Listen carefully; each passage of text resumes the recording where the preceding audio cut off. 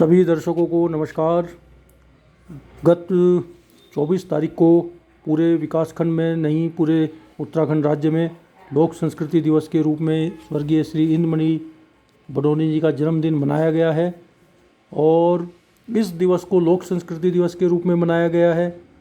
और विकासखंड चक्राता जो कि उत्तराखंड राज्य की विशिष्ट एक सांस्कृतिक रूप से समृद्ध जो भौगोलिक हमारा भूभाग है जौनसार भावर, उसमें ये आता है। और इन चित्रों में यहाँ हमारे सभी लगभग 265 विद्यालयों ने बहुत ही जोश के साथ इस दिवस को मनाया।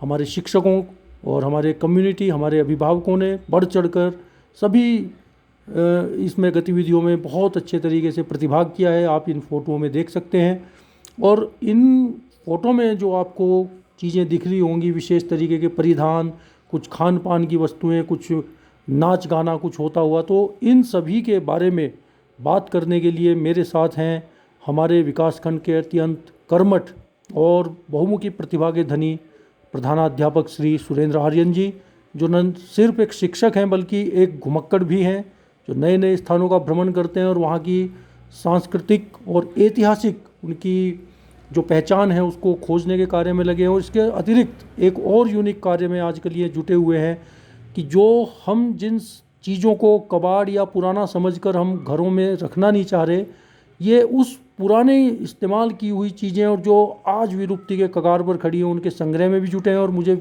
विश्वास है जिस दिन इनका ये सपना, इनका विज़न पूरा होगा, ये अपने आप में एक बहुत ही यूनिक एक मैं समझता हूँ कि not only for our students but सभी के लिए एक बहुत ही शैक्षिक भ्रमण या यूँ कहें कि अपनी विरासत से जुड़ने की एक जो जगह होगी। तो मैं आर्यन जी से ही जानकारी लेता हूँ। तो आर्यन जी बताइए कि अभी हम इनमें जो पहनावा देख पा रहे हैं, ये महिलाओं के लिए जो हम देख पा रहे हैं, इसके बारे में बताइए। जो सिर से और पैर तक का जो भी दिखा रहे लिबास दिख रहा है, क्या इसकी पहचान विशेषता? नमस्कार सर। ये जो लिबास दिख रहा है इसको कहते हैं घाघरा, जो नीचे पहना हुआ है, और ऊपर इसको बोलते हैं खिलका, और जौनसारी में इसको झोगा भी बोलते हैं। तो घाघरा, कुर्ती, झोगा, टालकुड़ा या ढाटू, ये हमारा पारंपरिक पहनावा है। जो घाघरा है इसके लिए 7 मीटर कपड़ा कम से कम होना चाहिए, और कमीज़ के लिए 2 मीटर, और कुर्ती जो है अब विलुप्त हो चुकी है, वो भी 2.5 मीटर में बन जाती है।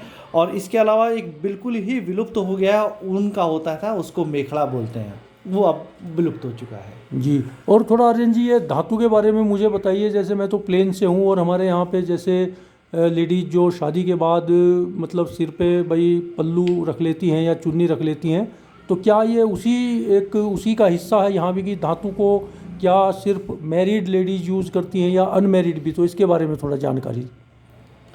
सर, ढाटू जो है हमारा पारंपरिक है, और ढाटू जो है महिला जो पहनती है वो शादीशुदा महिला अक्सर ज़्यादा पहनती है। उनके लिए जो अपने बड़ों और बुज़ुर्गों के अदब के लिए, आदर के लिए, सम्मान के लिए इसको पहना जाता है। लेकिन सर्दियों में या त्योहारों में जो बच्चियाँ हैं, हमारी छोटी बड़े बच्चियाँ हैं, वो भी पहनती हैं इसको। बहुत अच्छा जी। अच्छा, कुछ हम इन फ़ोटो में देख पा रहे हैं कि मुझे बड़ी खुशी हो रही है कि हमारे शिक्षकों ने भी इस दिवस को बहुत ही धूमधाम से मनाया, और कई हमारी महिला शिक्षिकाएं भी जो इस क्षेत्र से बाहर की भी हैं वो भी इस पारंपरिक वेशभूषा में दिखाई दी हैं, साथ ही शिक्षक भी।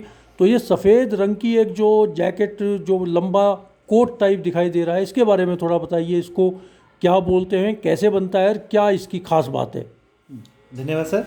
जो ये लंबे टाइप का है, ये इसको चोड़ी, चौड़ा, और इसको जो है भेड़ के बाल से बनाया जाता है, और इसको बनाने में बहुत मेहनत लगती है। भेड़ के बाल काटो, उसके बाद जो है इसको धो, फिर एक एक बाल अलग करो, सुखाओ, फिर फाँदते हैं इसको मशीन में ले जाकर। पहले हाथ से फाँदते थे, फिर जो है तकली से इसको काटना है, सूत का धागा बनाना है, फिर जो है इसको एक जो है रुआ राज, एक जो हथकर का जो मशीन है उस पर लगाते हैं, फिर इसको बुना जाता है कपड़े के तौर पर। फिर उस कपड़े को एक गुतू है उसमें जो है पैर से कूटा जाता है काफ़ी देर तक, बल्कि 2-2 दिन लग जाते हैं जब तक ये आपस में चिपक ना जाए इसके बाल। उसके बाद इसको ताड़ा जाता है, यानी कि जो है छत के नीचे छोड़ दिया जाता है, नीचे जो है वजन रख दिया जाता है ताकि ये सीधा प्रेस हो जाए। प्रेस तो होती नहीं थी, जी। तो ये पारंपरिक था इसको सीधा करने का। उसके बाद ये दर्जी के पास जाता था सिलने के लिए। तो आर्यन जी, ये सिर्फ भेड़ के ही बालों का बनता है या बकरे के भी बाल का क्या यूज होता है? बकरे के बाल से भी कुछ हम बनाते हैं क्या? इसकी थोड़ा बताइएगा इसके बारे में भी। सर ये तो जो पजामा है और ये चोड़ी है या लोया है, और एक जो है इसमें महिलाओं के लिए जो होती है उसको वो तो केवल और केवल भेड़ के बाल से बनाई जाती हैं। लेकिन बकरे के बाल से खार्चा बनता है जो कालीन कह सकते हैं, जी। जिसमें बैठना या लेटना बहुत शरीर के लिए अच्छा रहता है, एक्वा प्रेशर होता है उससे। जी।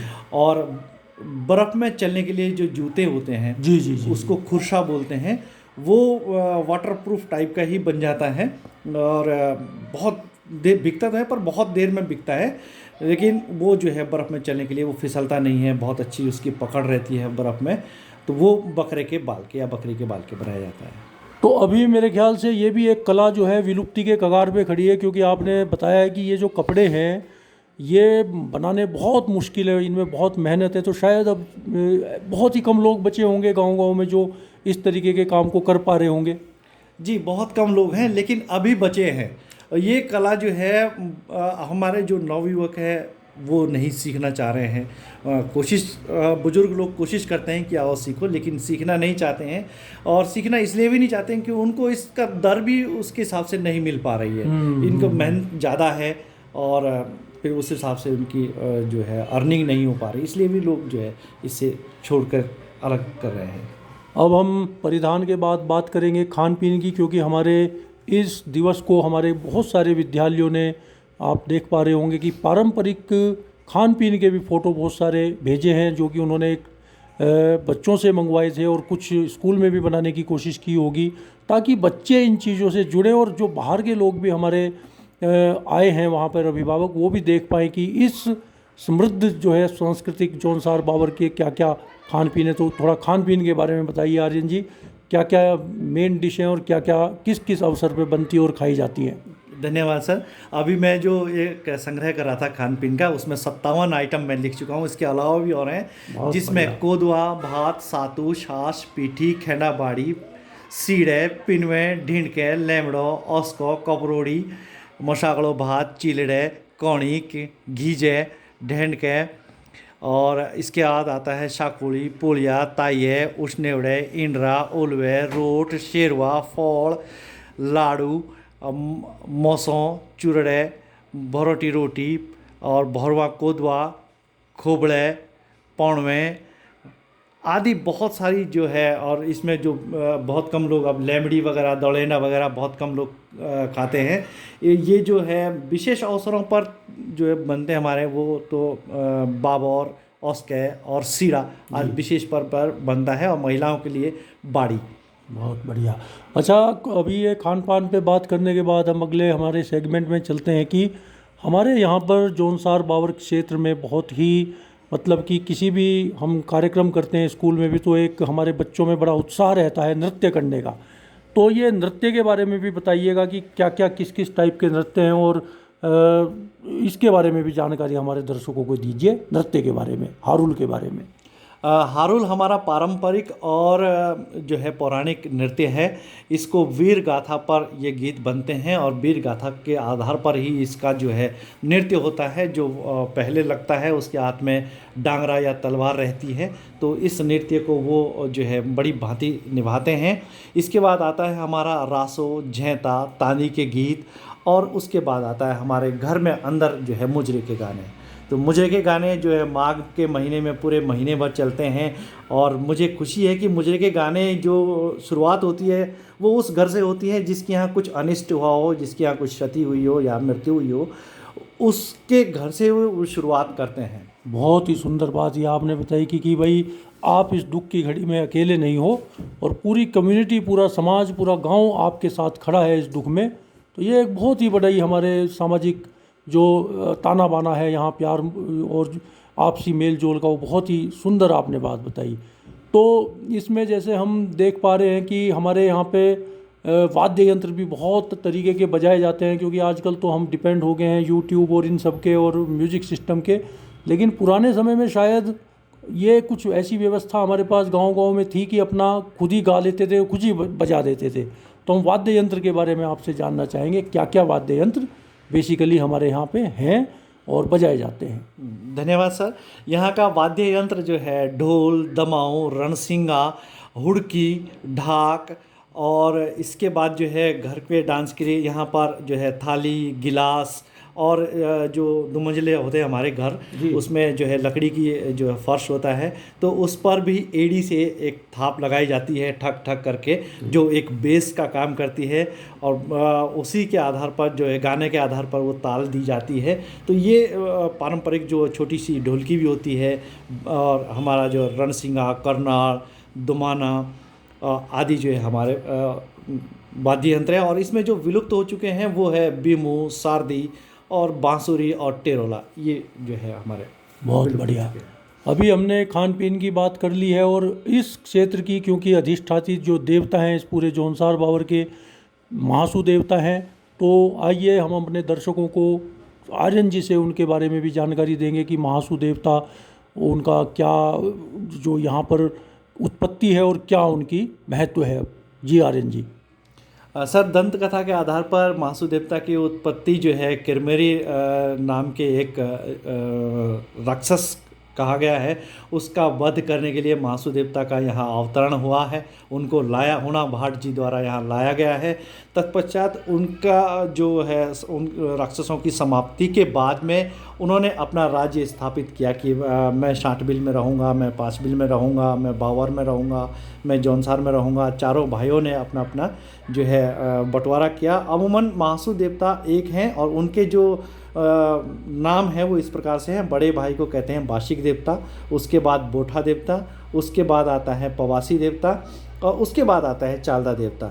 तो महासू देवता के पैर में चोट लगी उत्पत्ति के समय में, और बाशिक देवता के आँख में, और पवासी देवता के कान में चोट लगी। और जो छोटे ही छोटे हैं चालदा महाराज, उनको कहीं चोट नहीं लगी, वो बिल्कुल सफल रहे अवतार में, और इसलिए जो है वो सभी जगह चलते रहते हैं। चालदा इसलिए भी उनको कहा जाता है। अभी बल्कि ये एक बड़ा विलक्षण अवसर मेरे लिए भी था। पिछले महीने की ही 22 नवंबर को उनका प्रवास मोहना गांव से और समाल्टा गांव के लिए हुआ था, तो ये मैं देख पाया हूँ चालदा महाराज का जो अपना एक रूटीन है चलने का।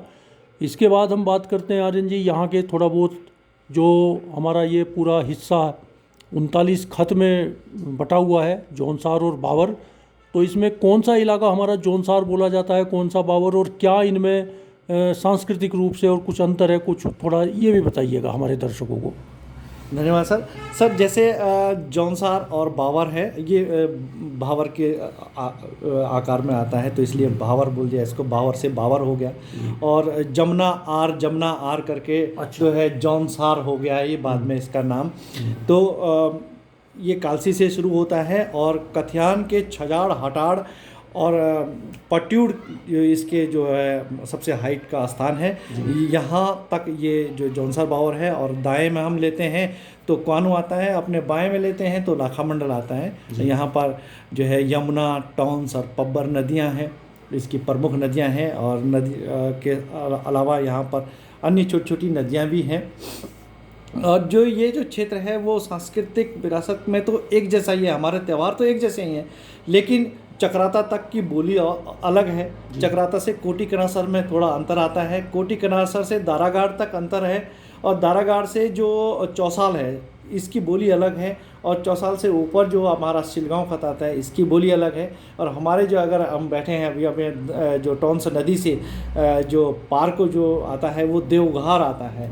एक देवघार की बिल्कुल भाषा थोड़ी अलग है, और देवघार से लगता ही हमारा बंगाल क्षेत्र है, उसकी बात बोली अलग है। और इन दोनों के बीच में एक हिमाचल आता है, उनकी बोली भी अलग है, जो शिमला डिस्ट्रिक्ट में आता है। और इधर जो है अगर अटाल के पास में लेंगे हम तो सिरमौर डिस्ट्रिक्ट आता है, इनकी बोली में भी जो है अंतर है। लेकिन खुशी इस बात की कि हम सभी लोग आपस में अपनी अपनी बोलियों को समझ लेते हैं, चाहे वो कोई से भी नाम हो। बोलियों में काफ़ी अंतर है, लेकिन हम लोग समझ लेते हैं आपस में। बहुत सुंदर आज जानकारी हमें आर्यन जी ने इस पूरे विशिष्ट जौनसार बाबर क्षेत्र की दी है।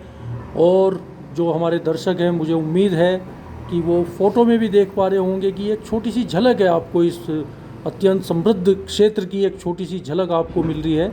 और ये प्रयास किया है हमारे सभी शिक्षकों ने, बहुत ही अथक प्रयास किया है। बच्चों को भी मुझे विश्वास है कि हमारे बच्चे इस पूरी अपनी सांस्कृतिक विरासत से जुड़े रहेंगे। और मैं अंत में धन्यवाद कहना चाहूँगा हमारे आर्यन जी का इतनी सुंदर जानकारी के लिए।